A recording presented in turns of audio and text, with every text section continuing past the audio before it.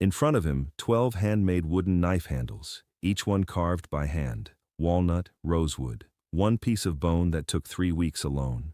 He has been sitting here for 4 hours. He has sold nothing. His name is Walter Fried. He is 68 years old. He learned this trade from his father, who learned it from his father before that. The handles are priced at $18 a piece. The booth next to him sells plastic grip factory knives for $2.50. Look at those handles for a moment. The walnut one at the front edge, dark and warm, grain running clean and tight the way only old-growth wood does.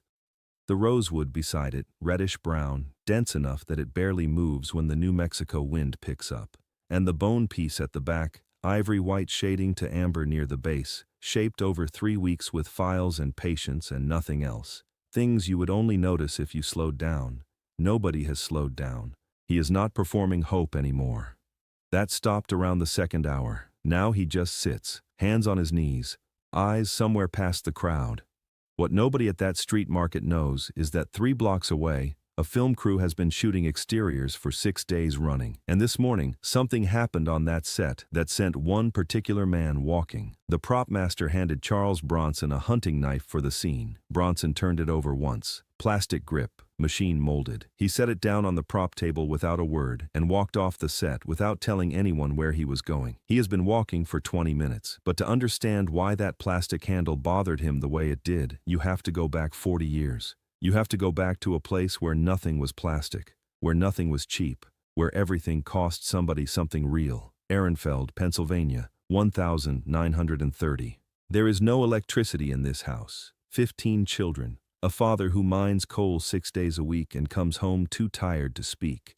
Charles Bukinski is the 11th. He does not own a single thing that belongs only to him. He wears his older sister's hand-me-down clothes to school. The other kids laugh. He learns not to react. Silence is the only armor a boy with nothing can afford. When he is 10 years old, his father dies. He goes into the mine the following week, not as a metaphor, not as a story beat. He physically descends into a shaft cut into the mountain and loads coal into carts for pennies a day. The ceiling is 3 feet above his head. The air tastes like iron. He does this for years, and what it carves into him has nothing to do with bitterness. It has to do with his understanding of what real work looks like, what it costs, what it produces. Then the war comes. He enlists. B-29 tail gunner. 25 combat missions over the Pacific. 25 times he climbs into the back of a plane and trusts the machine and the men around him. 25 times he lands. He never discusses it afterward. He comes home, he looks at the mine entrance. He does not go back in. He washes dishes in Philadelphia. He picks onions. He paints houses. Then one evening he walks past a community theater and stops at the door. People inside are pretending to be other people. He watches for a long time. Then he walks in and asks if they need anyone. They do not think they do. But he comes back the next night, and the night after that. And eventually they let him stand in the back and watch. And then they give him 1 line, and then 2. And he is terrible at first, which is something he has never been afraid of, because the mine taught him that the only thing that matters is showing up and doing the work until the work gets done right. He moves to New York, then Los Angeles. He changes his last name to Bronson. He spends 15 years as the face in the background of other men's films. The one in the corner. The one with the eyes that make you check the door. Europe sees it before America does. French directors put him on posters. Audiences in Paris and Rome look at this face and understand something instinctively, that this is not a man performing toughness. This is a man who was built by it. But in Hollywood, the studios see a supporting player and nothing more. Too rough. Too quiet. The studios are comfortable with that arrangement. He is not. Now he is 50 years old walking through a street market in Albuquerque, New Mexico, on a Tuesday morning when he should be on set. The market smells like dust and cut wood and something frying near the entrance. Vendors selling turquoise jewelry, a man with a table of used tools, a woman arranging pottery in careful rows, the usual texture of a working market, people who make things with their hands, selling them to people who mostly don't stop long enough to look. He almost walks past Walter Fried's table. Almost. He stops. He doesn't know why at first. Maybe the grain of the walnut. Maybe the way the bone handle catches the light differently from 10 feet away. Maybe just that after a morning of plastic, here is something that is the opposite of plastic in every direction. He steps up to the table. Walter Freed looks up. Bronson picks up the walnut handle, runs his thumb along the grain, checks the joint where handle meets blade. Close fit, no gap.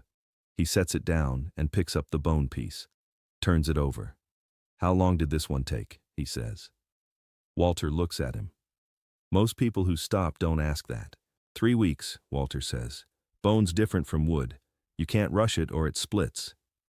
Bronson nods, sets it down carefully, the way you set down something that cost somebody 3 weeks. "What do you get for it?" 18. "And the booth down there?" 250. Walter's jaw tightens slightly. He doesn't elaborate. They sit with that for a moment. The market moves around them. At this table it seems far away. Bronson pulls a crate over and sits down. Walter watches him do it and doesn't say anything, which tells Bronson something about the man. "Walk me through how you make one," Bronson says. Walter gives him the look of a craftsman deciding whether a question is genuine. He decides it is. He leans forward and starts talking. He talks for 15 minutes. The difference between walnut and maple under a blade tang, the way bone has to be soaked before you work it or it cracks down the center and 3 weeks of work goes in the trash. The specific angle of a finishing cut that you either feel in your hands after 30 years or you never feel at all. His father showed him that angle. His father's hands guiding his when he was 7 years old. Standing in a small workshop in rural New Mexico with sawdust on the floor and a wood stove in the corner. The same workshop Walter still uses today. The same tools on the same wall. Bronson listens the way he does everything, without interrupting, without performing interest, just listening. At the far end of the table there is one handle set slightly apart from the others. Dark wood, almost black, a thin inlay of copper running the full length. Bronson notices it after a while.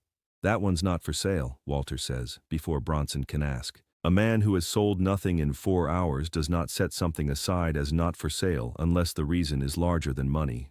Bronson doesn't push it. Walter looks at him for a long moment. Then he says, "My son made that inlay. He was 14. Sat beside me in the workshop every Saturday for a year, learning the trade. Then he grew up and moved to California and works in an office now. He comes home Christmas if the flights are right. He says this the way men of that generation say things that cost them something. Flat. Precise. Without asking for anything back." Bronson is quiet. He knows something about sons who move away from the work their fathers built. He knows something about the distance between a man's hands and a man's life. He picks up the walnut handle again. "I want this one," he says. "And the bone. And whatever else you think is your best work." He pauses. "At your price. Don't adjust it." Walter looks at him steadily. "I'm not a charity project." "Neither am I," Bronson says. "I have a prop master who keeps handing me plastic. That's my problem. You're the man who can fix it. That's all this is." A long silence, the kind with something working in it. Walter nods once, the nod of a man whose word has always meant something. They shake hands. Bronson takes out a card. "Production office address." He sets it on the table. "Call this number when you have a piece ready. They'll tell you where we're shooting." He picks up the handles he bought, turns, takes 3 steps, stops. He looks back at the dark wood handle with the copper inlay. "That's the finest thing on this table," he says.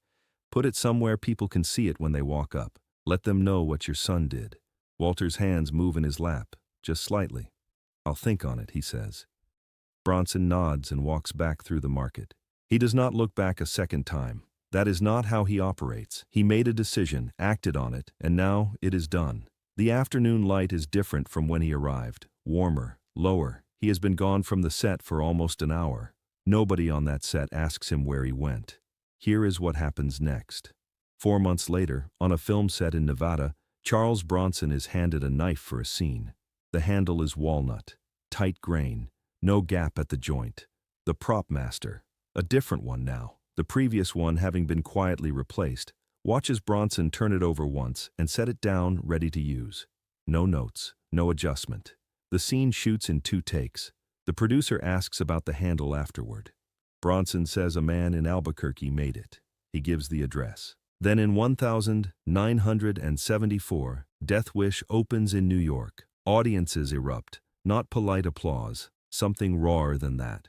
Because they are watching a man who was made in the dark, in the actual dark, underground, before most of the people in those theater seats were born, and came out the other side still standing, still precise, still the opposite of plastic in every direction. He becomes the highest paid actor in the world. #1 at the box office across 4 continents. In France, they call him Le Sacré Monstre, the sacred monster. They have been putting his face on magazine covers for years, long before America caught up. The French understood something about this face that Hollywood kept trying to explain away. It is not handsome, it is not smooth. It is the face of a man who has done real things and absorbed real costs. In Italy, they call him Il Bruto, the ugly one. And they mean it as the highest praise a man can receive, because ugly in that context means true. And in a workshop in Albuquerque, the phone has been ringing. Not from Bronson. He never called to announce anything. He never sent a letter saying, "Look what happened to me, look what we built." That was not the kind of man he was. But the prop master on that Nevada set told someone. And that someone told someone else. And word moves through film crews the way it always has. Slowly, then all at once. Within a year, 3 different productions have Walter Freed's address. Within 2 years, his order book is full 6 months out. He raises his prices. Nobody argues. But wait, here's what nobody talks about. Behind the stone face, behind the ice-cold stare, behind every role where he walked into a room and the room went quiet, there was a man who sat on a crate next to a stranger's table and asked to be walked through the work from the beginning. His wife Jill Ireland was diagnosed with breast cancer in 1984. He did not issue a statement. He did not make a film about it. He sat down beside her and did not leave. He used his name and his money to fund research. He used his voice, the one he almost never used, to speak publicly, to ask people to take it seriously. She passed in 1990. He never turned her death into a career moment. He carried it the way the mind trained him to carry everything. Silently, with his spine straight. He worked into his 60s and 70s. He lived on his ranch in Vermont, far from the industry. He refused almost every interview. When journalists came, they left feeling like they had just spoken to something older and more solid than the entertainment business deserved. In 2003, Charles Bronson passed away at 81. Pneumonia. Quietly. Every vigilante film made in the 50 years since Death Wish, every story about a quiet man pushed too far, who handles it with precision and without apology, exists because of the blueprint he drew in a New York alleyway at 53. Taken, John Wick, Man on Fire, The Equalizer. Every one of them. The genre he defined still dominates cinema today. Studios keep remaking the same story because audiences keep needing it. A man who has been ground down by the world, who absorbs it quietly, who does not ask permission when the moment finally comes. The blueprint still prints money today. And in a workshop in New Mexico, an old man set a walnut handle down on his bench one morning, picked up his tools, and went to work. Not because a famous man had bought something from his table, but because someone had sat down and asked to be shown the work and listened like it mattered. Sometimes that is enough to keep a man's hands moving. A black and white photograph, 1974. Charles Bronson on a New York sidewalk, jaw set, shoulders level, eyes looking just past the camera, like he has already seen whatever you are afraid of and made his decision about it. Silence is a source of great strength. Grit lasts forever. If this story stayed with you, subscribe, hit the bell. Drop a comment below with one word that describes Charles Bronson, and pass it on to someone who needs to hear it today.